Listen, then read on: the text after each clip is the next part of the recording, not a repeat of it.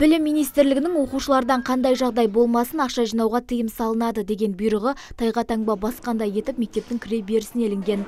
Осыған қарамастан ата-аналар комитеті оқушылардан сынып қажеттілігі үшін деп, яғни шарға, гүлге, тіпті мерекеде ұстаздар алдына қойылар сусынға дейін ақша жинап келген. Ал ата-аналар болса бұған қалтамыз көтермейді, ал қалыс қалсаң өзіңді ыңғайсыз сезінесің дейді. Сондықтан оқушылардың кейбірі сабаққа барудан бас тартып жатқан көрінеді. Ата-аналар маған тым құрғанда 500 теңгеден өткіз, балаң бәрімен бірге оқиды ғой, артық емес шығарсың деп сөгіп тастайды. Мәселені шешу үшін мектеп директоры даулы тарапты кабинетіне шақырды. Даудың басы тарих пәнінің мұғалімі жағдайы төмен оқушыға көмектесу үшін сыныптастарынан ақша жинап мектеп қажеттілігін алып беруге кеңес бергеннен басталған екен. Бұл жағдай оқушының көңіліне тисе керек. Отбасына айтып шағымданған. Нәтижесінде онсыз да шыдамы таусылып отырған ата-ана ашуға булыққан.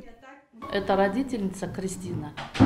Кристина Полиханри мектеп директоры ретінде маған келіп шағымын білдірмейді. Егер маған келгенде біз тексеру жүргізетін едік.